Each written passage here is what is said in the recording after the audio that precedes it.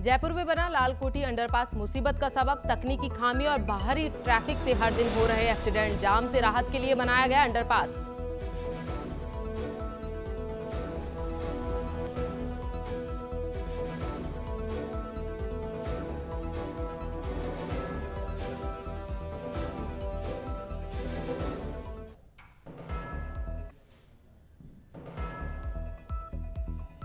ओम प्रकाश राजभर स्वामी का प्रसाद मौर्य पर बड़ा हमला। कहा, मानसिक संतुलन खो बैठे हैं स्वामी। अखिलेश यादव की शह पर दे रहे धर्म विरोधी बयान।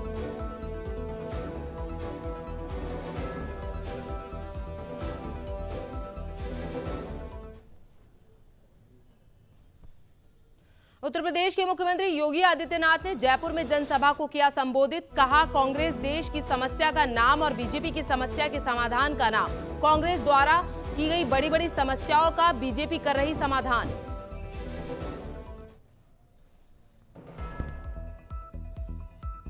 इलाहाबाद हाईकोर्ट के न्यायाधीशों के प्रमोशन और ट्रांसफर की लिस्ट हुई जारी। ज्ञान व्यापी मामले में सर्वे का आदेश देने वाले जज को मिला प्रमोशन। रवि कुमार दिवाकर को मिली नई जिम्मेदारी।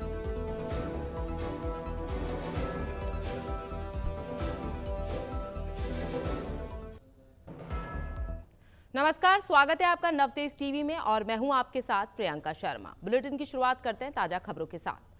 कांग्रेस के राष्ट्रीय अध्यक्ष मल्लिकार्जुन खड़गे ने अनूपगढ़ का दौरा किया, जहां उन्होंने अनूपगढ़ विधानसभा क्षेत्र से कांग्रेस प्रत्याशी शिमला नायक के समर्थन में धान मंडी परिसर में आयोजित जनसभा को संबोधित किया। जनसभा में कांग्रेस के राजस्थान प्रभारी गुरु नानक सिख कल्याण बोर्ड के अध्यक्ष, हरियाणा की पूर्व प्रदेश अध्यक्ष समेत कई लोग शामिल रहे। इस दौरान मल्लिकार्जुन खड़गे ने बीजेपी सरकार पर जमकर निशाना साधा।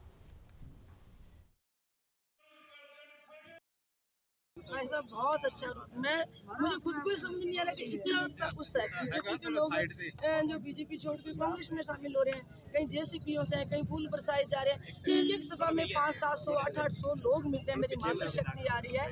तो जनता का अनूपगढ़ विधानसभा के अंदर ये मानस बन चुका है कि इस बार कांग्रेस पार्टी को वोट बोल करना है। कोई दो राय नहीं है इसके अंदर और किसी प्रकार का मेरी पार्टी का जहाँ कोई विरोध नहीं है। जनता का बहुत अच्छा जनादेश। 15 साल से लगातार मैं जनता के बीच में हूँ। एक बेटी की तरह बड़ी आशा और उम्मीद से मुझे देख रहे हैं।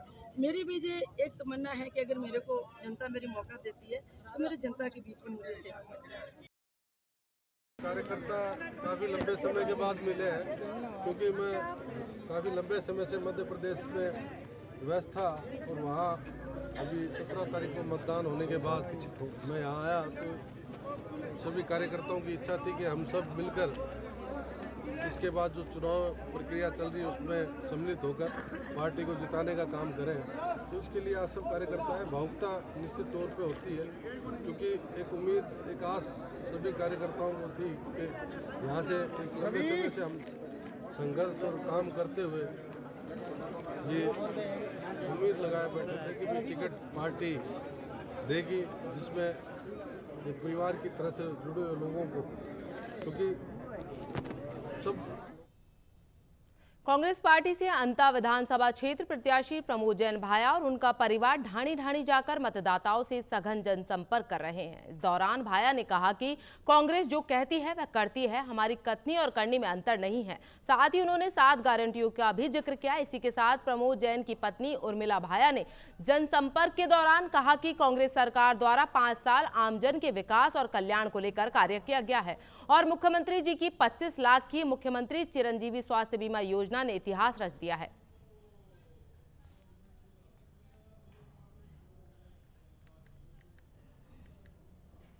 धौलपुर में जिला पुलिस अधीक्षक मनोज कुमार के निर्देशन में लगातार फ्लैग मार्च निकाला जा रहा है। अतिरिक्त पुलिस अधीक्षक एडीएफ देवेंद्र प्रताप सिंह के नेतृत्व में पुलिस और पैरामिलिट्री फोर्स ने फ्लैग मार्च निकाला। मार्च निकालकर आमजन को भयमुक्त होकर मतदान करने का संदेश दिया गया। पुलिस अधीक्षक ने बताया कि भयमुक्त मतदान के लिए जिले के सभी थानों के अंतर्गत गाँव, कस्बों समेत संवेदनशील और अति संवेदनशील मतदान केंद्रों पर फ्लैग मार्च निकाला जा रहा है। साथ ही जिले भर में अलग अलग स्थानों पर नाकाबंदी कर वाहनों की सघन चेकिंग भी की जा रही है।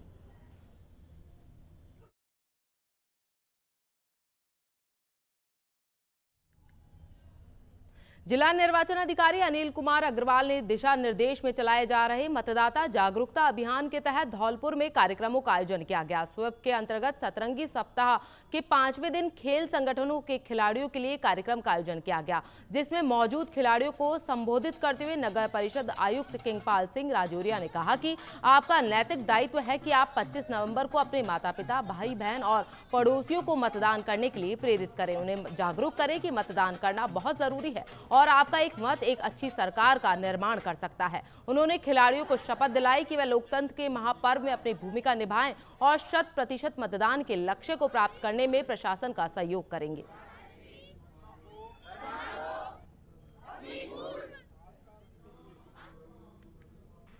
कोलायत विधानसभा क्षेत्र से कांग्रेस प्रत्याशी भंवर सिंह भाटी का चुनावी जनसंपर्क अभियान जारी। इस दौरान भंवर सिंह भाटी ने केंद्र की भाजपा सरकार की नीतियों पर करारा कटाक्ष किया और कहा कि देश के पीएम दवाइयों पर 80% छूट देने की गारंटी दे रहे हैं। भाजपा को पता होना चाहिए कि मुख्यमंत्री अशोक गहलोत सरकार ने अपने पहले कार्यकाल के दौरान ही राज्य में निःशुल्क दवा योजना और निःशुल्क जांच योजना प्रारंभ कर दी थी। केंद्र की भाजपा सरकार कुछ लाख रुपए स्वास्थ्य बीमा की बात कर रही है, जबकि मुख्यमंत्री अशोक गहलोत ने राज्य के लोगों के लिए 25 लाख रुपए तक का उपचार निःशुल्क करवाने की व्यवस्था रखी है। केंद्र की भाजपा सरकार जनता से झूठे वादे करके सत्ता में आने का सपना देख रही है। इनका यह मंसूबा पूरा नहीं होने वाला है। ग्राम पंचायतों की बात करो, राजस्थान में चाहे 25 लाख रुपए तक का फ्री इलाज हमारी सरकार कर रही गरीब आदमी का, और कहीं नहीं है। ये बुजुर्ग बैठे, इनकी पेंशन जो है 500 रुपए मिलती थी आज से 5 साल पहले, और आज की तारीख में उस पेंशन को डबल कर दिया। अब 1000 रुपए पेंशन बुजुर्गों को मिल रही है। ऐसे बहुत सारे काम है, काम तो इतने हैं कि आप गिनाते थक जाए। मैं तो इतना ही कहूंगा कि कोलायत विधानसभा क्षेत्र के विकास के लिए हमने माननीय मुख्यमंत्री जी के सामने जो भी बातें रखी, वो सारे काम उन्होंने पूरे। बांसवाड़ा जिले के कुशलगढ़ विधानसभा में सीएम वसुंधरा राजे ने जनसभा में आई जनता का हाथ जोड़कर अभिवादन किया। इस दौरान भाजपा प्रत्याशी ने पूर्व सीएम वसुंधरा राजे के गले में चांदी की सांकली पहनाई। वसुंधरा राजे ने कांग्रेस पार्टी पर जमकर निशाना भी साधा और कहा कि जो धर्म को नहीं मानते उसे किस बात के वोट दिए जाएं। साथ ही उन्होंने कहा कि 70 साल से गरीब को गरीब बना रखा है। हर 5 साल में जनता को रोड पानी के नाम पर गुमराह किया जा रहा है। 2018 में कांग्रेस के नेता राहुल गांधी ने 10 तक गिनती पढ़कर किसानों का कर्ज माफ करने के नाम पर गरीब किसानों के साथ छलावा किया, लेकिन अब हमारी राजस्थान में सरकार बन रही है और हम बंद योजनाओं को सुचारू और आपके काम जरूरतमंद काम को पहली प्राथमिकता देंगे।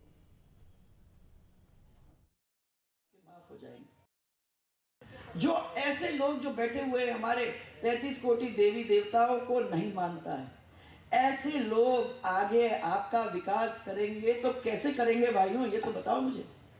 आज तक नहीं किया है। मैंने देखा है 5 साल हम आते हैं, दौड़ धूप भाग दौड़ करके आपके लिए जितना सेव कर सकते हैं उतना करने की कोशिश करते हैं। 5वां साल नहीं निकलता, फिर आ जाते हैं, फिर ये आराम से कोई करना नहीं। रोड अच्छे बन गए, चलो उसी रोड पे चले। पानी आ गया तो पानी पे चलो। जो काम हो गया है उस काम को अच्छी तरह से एंजॉय करो। अपने को और कुछ करने की जरूरत नहीं है, पर अपने को आगे कुछ काम करने की जरूरत ही नहीं है। एसटीपी का निर्माण करें। अपना घर तो तभी बनेगा जब ये सब काम अपने अच्छे हो जाएंगे। जब रोड बनेंगे, डॉक्टर आएगा, टीचर होगा, जब कॉलेज के अंदर लेक्चरर होगा, जब बिजली होगी, जब पानी की कोई संकट नहीं होगी, तब तो हमारा क्षेत्र आगे बढ़ेगा। नहीं तो बार 70 साल निकल गए और कांग्रेस वापस आके वही बात आप लोगों को कह के जाती है। तो बहुत मजाक हो गया है। पर अब हमको अपने बच्चों को स्कूल भेजना है, उनको पढ़ाना है, उनको अपने पैर पे खड़ा करना है, उनको चुनाव मैंने अपने परीक्षाओं में बिठाना है और परीक्षाओं में से निकाल के पूरे देश के अंदर फैलाने का काम करना है। यहाँ ही नहीं, पूरे देश के अंदर हमारे जब जाएंगे तब मैं मानूंगी कि वाकई में हम लोगों ने अपना काम अच्छी तरह से किया है। उसके लिए 5 साल नहीं, मैं तो कह रही हूँ ये बीमा भाई को 5 साल के लिए तो शुरुआत है। आपको 10 साल जब तक भारतीय जनता पार्टी को जिता के नहीं भेजा तब तक जो विवेक विहार थाना अंतर्गत दिन दहाड़े बाड़े में खड़ी डंपर और ट्रेलर गाड़ी से 7 बैटरियां चोरी हो गई। चोरी करके ले गए चोर। घटना वहां लगे सीसीटीवी कैमरे में कैद हो गई। बहरहाल प्रार्थी ने पुलिस में चोरी की रिपोर्ट दर्ज करवाई है। पुलिस के अनुसार प्रार्थी रमेश बिश्नोई ने 18 नवंबर को टैक्सी में सवार होकर आए 3 लड़कों ने विवेक विहार स्थित बाड़े की दीवार को फांदकर अंदर घुस गए और 2 डंपर और एक ट्रेलर गाड़ी से 7 बैटरियां चोरी करके ले गए। बता दें, पुलिस ने चोरी की रिपोर्ट दर्ज कर चोरों की तलाश शुरू कर दी है।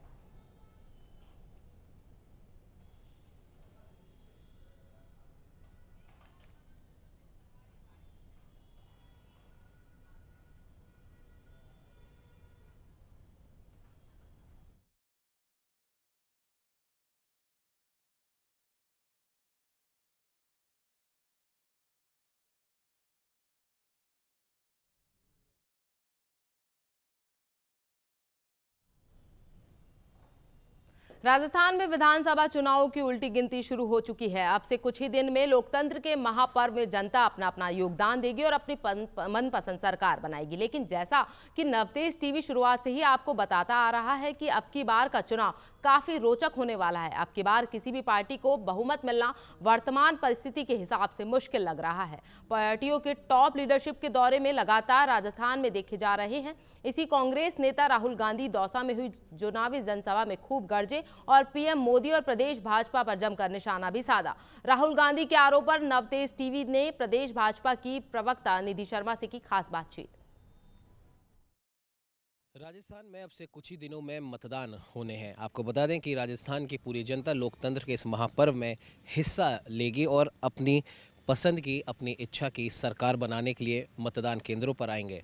आपको बता दें कि 25 तारीख को मतदान होने हैं और अब बहुत कम दिन बचे हैं और जाहिर सी बात है तमाम पार्टियां अपना अपना पूरा जोर लगा रही हैं इस मतदान में जीत सुनिश्चित करने के लिए। और सबसे बड़ा सवाल इस बार के मतदान में यही आ रहा है कि राज बदलेगा या फिर रिवाज बदलेगा। खैर, मतदान होंगे, उसके बाद में डिसाइड होगा कि कौन सी पार्टी सत्ता पर काबिज होगी, कौन सी नहीं होगी। लेकिन उससे पहले तमाम राजनीतिक पार्टियों के दिग्गज नेताओं के दौरे इन दिनों राजस्थान में हो रहे हैं। भले ही हम कांग्रेस पार्टी की अगर बात करें तो राहुल गांधी हो, मल्लिकार्जुन खड़गे हो, प्रियंका वाड्रा हो। बीजेपी की बात करें, प्रधानमंत्री नरेंद्र मोदी हो, अमित शाह हो, तमाम टॉप लीडरशिप राजस्थान में अपने अपने दौरे कर रही है। अपने अपने प्रत्याशियों की जीत सुनिश्चित करने के लिए जनसंपर्क और रैलियों का सहारा ले रहे हैं। हमारे साथ में बीजेपी से प्रवक्ता निधि शर्मा जी मौजूद हैं। निधि जी, बीजेपी की तरफ से भी तमाम टॉप लीडरशिप राजस्थान में आ रही है। प्रधानमंत्री नरेंद्र मोदी भी आ चुके हैं, फिर से वो आएंगे। उसके बाद में कांग्रेस की भी टॉप लीडरशिप आ रही है। लेकिन एक जो आरोप प्रत्यारोप का जो दौर चल रहा है उसमें कहीं ना कहीं कांग्रेस पार्टी बीजेपी को घेरने के लिए सबसे बड़ा जो दांव जो खेल रही है वो 2 चीज़ों पर खेल रही है। एक तो चिरंजीवी योजना और उसके बाद ओपीएस। और ये बातें वो तमाम वोटरों को ये बोल रहे हैं कि बीजेपी की गवर्नमेंट अगर आती है तो ये तमाम जो स्कीम है वेलफेयर की वो सारी की सारी बंद हो जाएंगी। और उसमें सबसे प्रमुख जो वो मुद्दा उठा रहे हैं वो ओपीएस का उठा रहे हैं ताकि कर्मचारी वर्ग को इससे लुभाया जा सके। देखिए, कांग्रेस किस प्रकार की चिरंजीवी योजना की बात कर रही है। राजस्थान में जब भाजपा की सरकार थी तब हमने ही भामाशाह योजना को लागू किया था, जिसमें कि 30,000 से लेकर 3 लाख तक का इलाज फ्री था और सभी इलाज करवाते थे। प्रधानमंत्री नरेंद्र मोदी जी ने भी बाद में आयुष्मान योजना लॉन्च की। उस योजना के माध्यम से भी सभी को 5 लाख रुपए तक का बीमा दिया गया। कांग्रेस की अशोक गहलोत की सरकार ने उसी आयुष्मान भारत की योजना का नाम बदल करके चिरंजीवी योजना नाम रख दिया। और मैं आपको बताऊं ये किस मुंह से चिरंजीवी योजना की बात करते हैं। 5 लाख रुपए तक का जो बीमा की ये बात करते हैं उसका लाभ पाने वाले मात्र 12 लोग हैं राजस्थान के अंदर। तो ये सिर्फ इनके झूठी घोषणाएं हैं और झूठी गारंटीज है। जैसे कि इनके घोषणा पत्र में पहले इन्होंने लिखा था, राहुल गांधी स्वयं ये बात किसानों से कहकर गए थे कि हम जैसे ही सत्ता में आएंगे 10 दिन के अंदर अंदर हम किसानों का संपूर्ण कर्जा माफ़ कर देंगे। वो सब कुछ छोड़िए, इनके इन झूठे वादे के कारण 19,422 किसानों की ज़मीनें नीलाम हो गई। तो कांग्रेस सरकार की तो आदत है झूठी घोषणाएं करने की। राहुल गांधी जी ने कल जो उनकी सभा हुई है उसके अंदर कई बड़ी बड़ी बातें उन्होंने करी हैं। उनमें से वापस मैं अपने उसी प्रश्न पर आ रहा हूँ, ओपीएस वाला मुद्दा, क्योंकि कहीं ना कहीं राजस्थान में एक बड़ा तबका कर्मचारी वर्ग का है और कहीं ना कहीं कर्मचारी वर्ग एक डिसाइडिंग फैक्टर होता है। तो उसे लेकर बीजेपी का क्या स्टैंड है? राहुल गांधी जी ने हिमाचल प्रदेश में और कर्नाटका में भी ओपीएस की बात की थी, लागू कहीं भी नहीं किया। वही बात वो राजस्थान में कर रहे हैं। तो राहुल गांधी जी से मैं ये पूछना चाहूँगी कि आपकी सरकार के पास तो कर्मचारियों को तनख्वाह देने के भी पैसे नहीं है, तो ओपीएस की बात आप किस मुँह से कर रहे हैं? 64 दिन मंत्रालय कर्मचारियों की हड़ताल इस राजस्थान ने देखा है और कहीं ना कहीं उन 64 दिनों में जो भी पूरे राजस्थान भर से मंत्रालय कर्मचारी धरने पर बैठे थे और उनमें से कई आमरण अनशन पर बैठे थे, कईयों की तबीयत बिगड़ी, कईयों की मृत्यु भी हो गई। उसके बाद भी कहीं ना कहीं जब उन्हें आश्वासन दिया गया तो वो एक कोरा आश्वासन निकला, अभी तक कुछ भी कर्मचारियों के हाथ में नहीं आया। उसके बाद में फिर ये ओपीएस की बात करना दोबारा, देखिए इन लोग की, मैं जैसे भी आपको पूर्व में बता चुकी हूँ कि इन लोगों की आदत है झूठी घोषणाएं करना, झूठी घोषणाओं के बादशाह हैं ये लोग। अभी मैंने आपसे किसानों की कर्ज माफ़ी की बात करी, कुछ भी नहीं किया इन्होंने। केंद्र की सरकार को आप देखिए कि राजस्थान के अंदर लगभग 7.5 करोड़ की आबादी रहती है। मोदी सरकार के अंतर्गत मोदी जी के ने जो हमें दिया है राजस्थान को, उज्ज्वला के तहत 70 लाख कनेक्शंस मोदी जी ने राजस्थान में दिए। 83 लाख रुपए किसान सम्मान निधि योजना के अंतर्गत किसानों के खाते में ट्रांसफ़र किए। लगभग 85 लाख रुपए के उन्होंने टॉयलेट्स बनवाए राजस्थान के अंदर। तो केंद्र सरकार ने बहुत कुछ दिया है राजस्थान को, लेकिन अशोक गहलोत जी की सरकार ने केवल झूठी गारंटीज़ दी हैं। और इनकी सरकार में आप देखिए कितनी हड़तालें हुई हैं।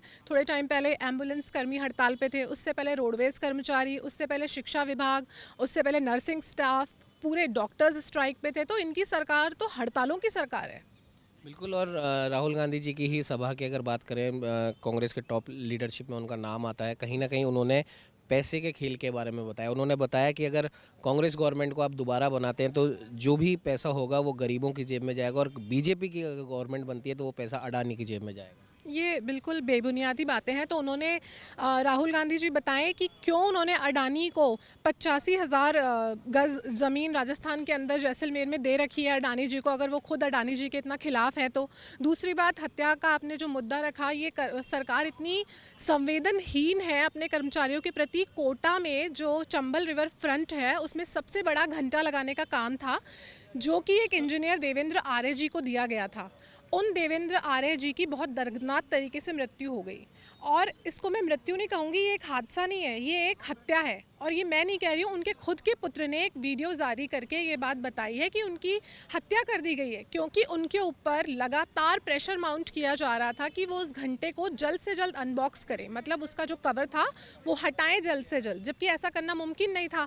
तो इवन उन्होंने पत्र भी लिखा अगस्त 2023 में, लेकिन उनकी कोई सुनवाई नहीं हुई, बल्कि शांति धारीवाल जी ने उन पर इतना दबाव डाला कि चुनाव से पहले पहले हमें इसका कवर हटाना ही हटाना है। और इसी दबाव के कारण देवेंद्र आर्य जी और उनके एक सहयोगी को अपनी जान गंवानी पड़ी।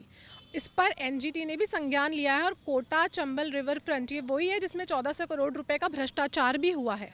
तो अब इस हत्या के लिए कौन जिम्मेदार है बताइए? अशोक गहलोत जी जिम्मेदार हैं, शांति धारीवाल जी जिम्मेदार है, कांग्रेस पार्टी जिम्मेदार है, कौन जिम्मेदारी लेगा?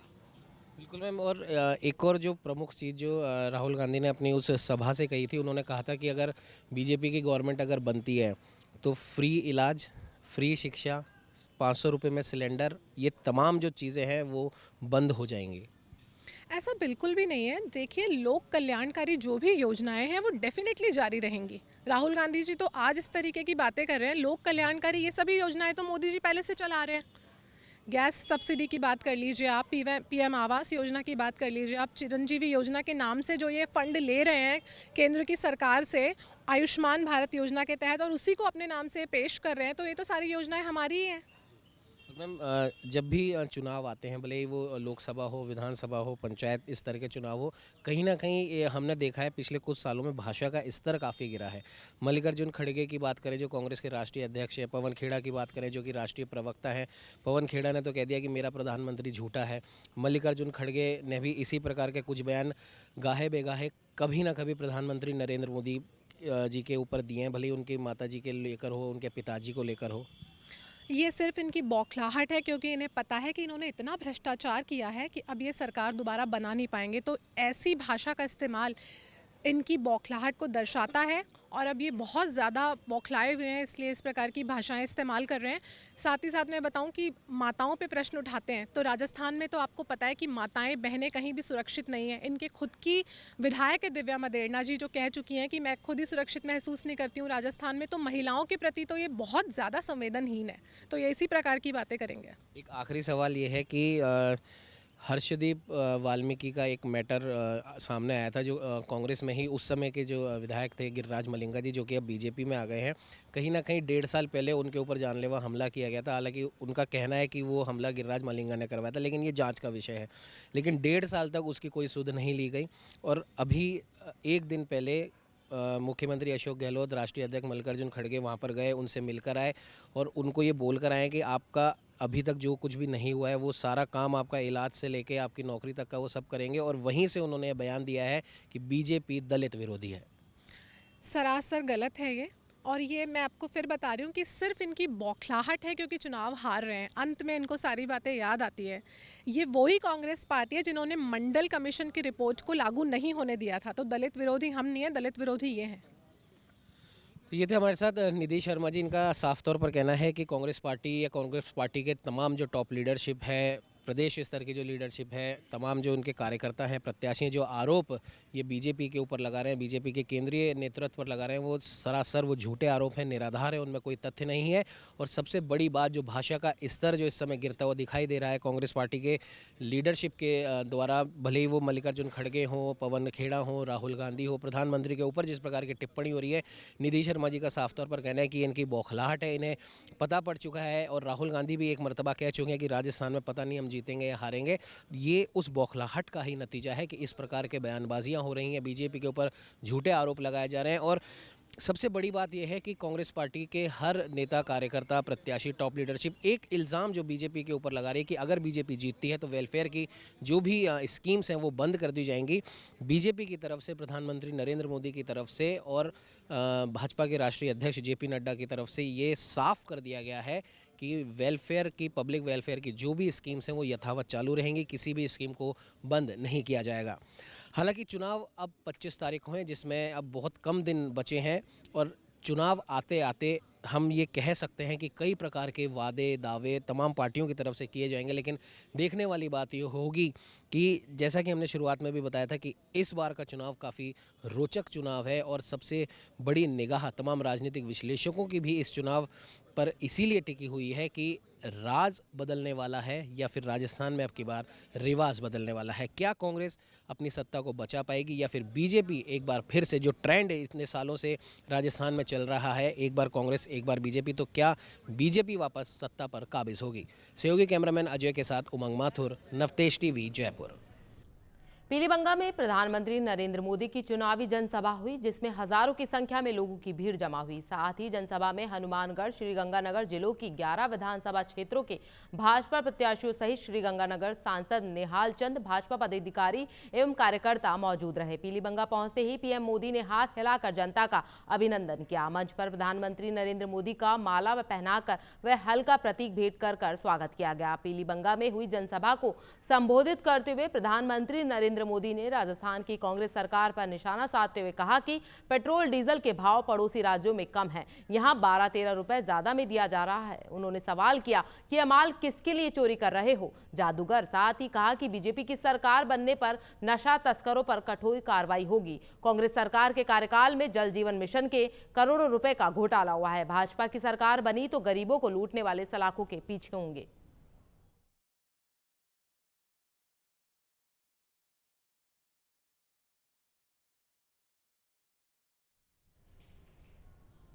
विधानसभा चुनाव को लेकर आरोप प्रत्यारोप का दौर लगातार जारी है। इसी कड़ी में जयपुर की सिविल लाइन विधानसभा सीट के बीजेपी प्रत्याशी गोपाल शर्मा ने कांग्रेस पर जमकर निशाना साधा। बीजेपी प्रत्याशी गोपाल शर्मा ने कांग्रेस प्रत्याशी प्रताप सिंह खाचरियावास के राम के वंशज वाले बयान पर निशाना साधते हुए कहा कि अगर वे राम के वंशज हैं तो मैं भी महर्षि वशिष्ठ का वंशज हूं। नवतेज टीवी के वरिष्ठ संवाददाता उमंग माथुर ने की उनसे खास बातचीत। राजस्थान विधानसभा चुनावों की तारीखें अब बहुत जल्दी नज़दीक आ चुकी हैं। 5 से 6 दिन का समय बचा है। हम इस समय सिविल लाइन से भाजपा प्रत्याशी, पत्रकार, महानगर टाइम्स के संपादक गोपाल शर्मा जी के पास हैं। सर, आज की प्रेस वार्ता में कई महत्वपूर्ण बिंदु आपने उठाए, लेकिन जो प्रमुख रूप से अगर हम बात करें, बार बार ये बात उठती है राम का वंशज, मैं राम का वंशज हूँ, मैं राम का वंशज हूँ। लेकिन अभी कुछ देर पहले आपने कही थी अगर वो राम के वंशज है तो मैं भी वशिष्ठ का वंशज हूँ। उस पर क्या कहना है? देखिए, किसी को कभी कहना पड़ता है क्या कि मैं वंशज हूं जब तक वो कमजोर नहीं हो? तो क्या कभी महात्मा गांधी ने कहा कि मैं उनका वंशज हूं इसलिए मैं देश का नेतृत्व करूंगा? या और बड़े नेता जो हुए हैं, कभी अटल बिहारी वाजपेयी ने, कभी किसी भी व्यक्ति ने, यहाँ तक कि विदेशों में भी कभी ट्रंप कहते हैं कि मैं उनका वंशज हूँ। आदमी जब कमज़ोर पड़ता है तो वो सहारा खोजता है, और जब सहारा खोजता है तो उनको ऐसे मिथक गढ़ने पड़ते हैं जो सच नहीं होते, और सच हों भी तो 10,000 साल पहले क्या हुआ था, और उसके लिए अगर वो अपने वंशज को मान करके और भगवान राम का विरोध करते रहे हों और अब उनके अंदर आत्मा में बदलाव आ गया हो, तो मैंने कहा कि मैं भी गुरु वशिष्ठ का वंशज हूँ। आपको उसका सम्मान करना चाहिए, कम से कम लोकतंत्र का चीरहरण तो मत करिए।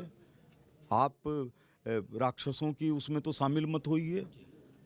आप तो वशिष्ठ के जो खुद के सड़क पर चलने के अधिकार हैं उनको भी छीन लेना चाहते हैं। ऐसे कौन से राम के वंशज हैं?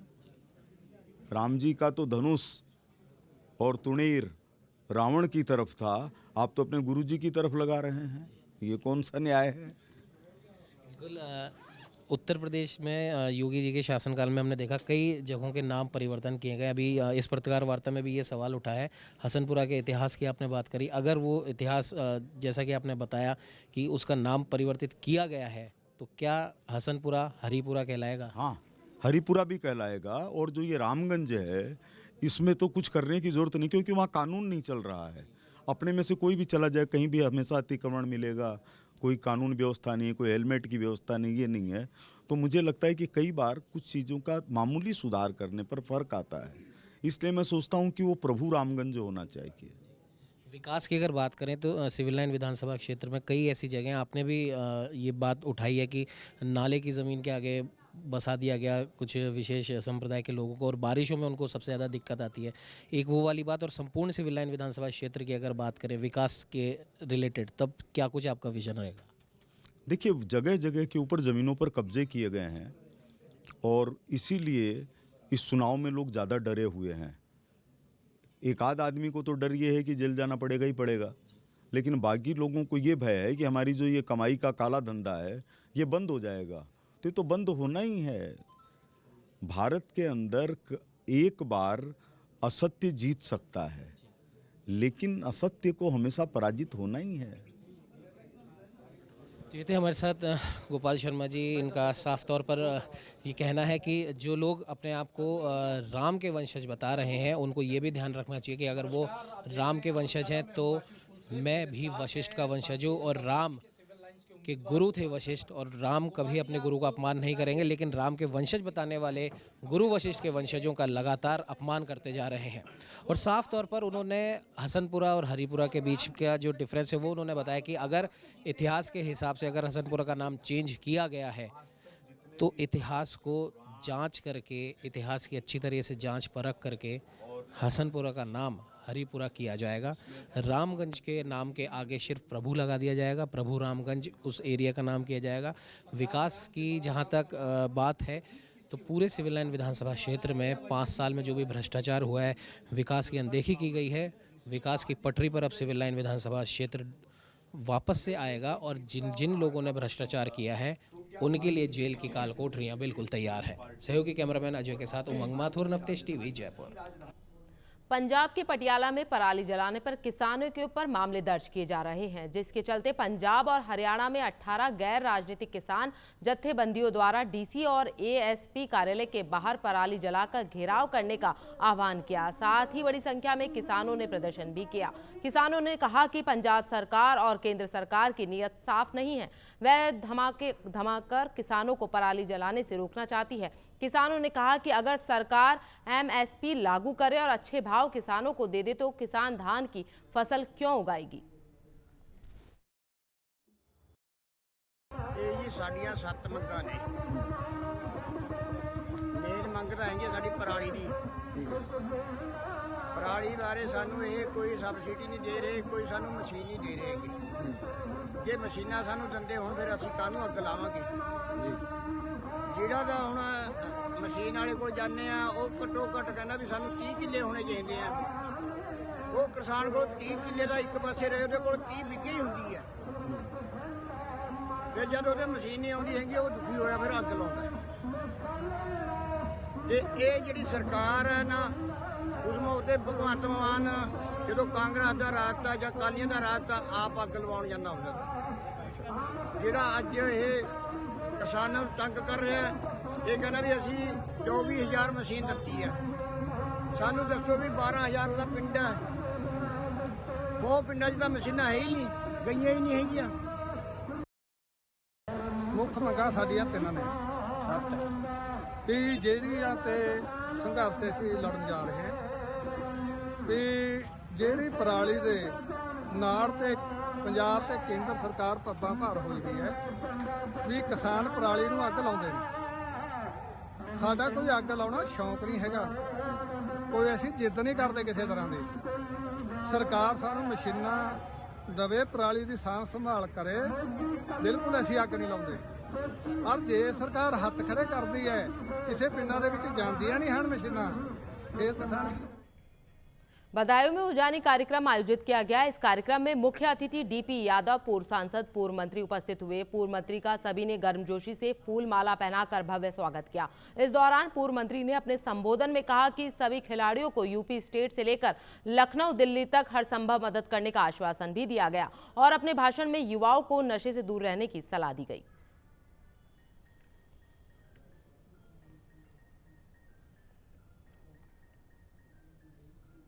फिलहाल बुलेटिन में इतना ही। देश प्रदेश की तमाम बड़ी खबरों के लिए बने रहिए नवतेज टीवी के साथ। नमस्कार।